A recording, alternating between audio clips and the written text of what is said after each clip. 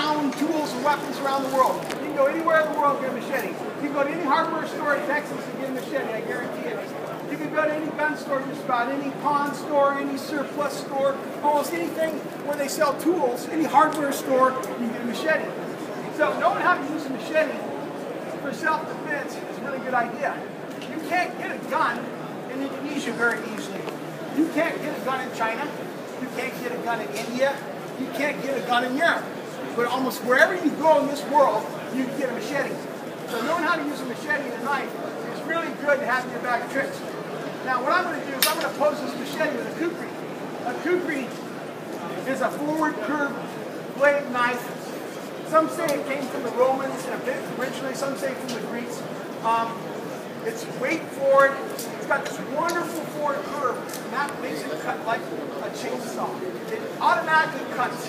Whatever it hits, that edge is presented at an angle, and it shears into it automatically. It's also very good for piercing. It has the same cutting power as most swords.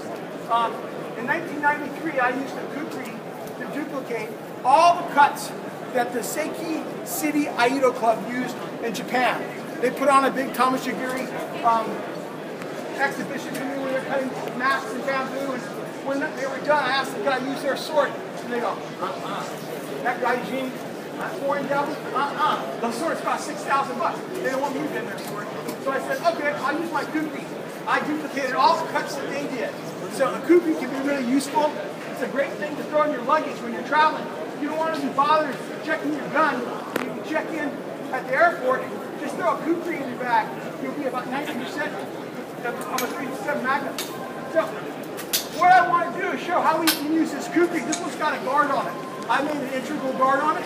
When I can catch that, see that for a microsecond, I'll hold that. I'll catch it here, pin it, and put my own knife in. Now I always have, because I'm in Texas now, I'm a Texan, I always got my 5.5 inch folding knife because it's legal to carry in Texas. So I got this and my kukri against that machete. Now, Ron is world-renowned practitioner of Filipino martial arts. I say he's really modest, I'm not, you know. He's in the top 50 martial artists in the entire world, in my opinion. And he's quite good with machete. We're just going to slow it down a little bit enough for you to see how I pose this. So my hand's always in motion. And he's got reach on me. That's a 24-inch machete. So I have to wait for him to extend right there. And before I react.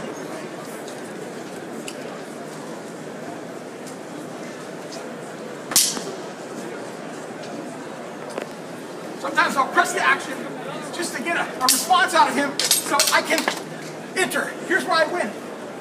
I have to get enough courage, find the right moment to jump in, bridge that gap, run him down, employ my shorter weapons where his longer weapons are more awkward. Very hard to do.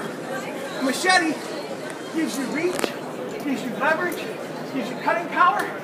There's so many things you can do with a machete. I'll switch. You can slap with a machete. You don't have to hit people with your machete. You can slap them. If you want to dissuade somebody from assaulting you and your family, I'll just hit you on the shoulder. Hit him with a flat on the shoulder, right here. Hit him on the arm. Hit him on the hip. Hit him on the leg. Flat. Slap him. If it has to escalate worse than that, you can slap him on the side of the head. Okay? That's an escalation of force. You can use the back of the machete, which is typically unsharpened, and you can create more pain. I can hit him on the arm. I can break his arm. I can break his leg. I can break his leg with the back of the blade. If I go up the force continuum, I'll use the edge. First, I'll just slash him. Right there. I'll put a cut on him. I didn't cut his hand off. I cut him. He's bleeding. I'm leaving. Now, if that doesn't work, you can go back and cut him a little harder. I'll drop the blade on him this time, and I'll chop into him like that. Okay? That's going to cut with a sharp machete halfway through his wrist. If that doesn't work, I'll come over here, I'll cut his arm off, or I'll target his neck, his face, his head. You can also stab with a machete. Right there in the face, right in the belly. That point will go in. It's really important to keep the first 8-10 inches of your machete sharp and your point sharp, because that's where you're going to do most of the work. It's right in here, right there, right there, right there, and in House Beach. You see, he extended his arm. I knew when his arm extended, I could go over the top and cut it. That's what's beautiful about a machete. $29.95. You've got power in your hand when you have a machete. Thank you very much.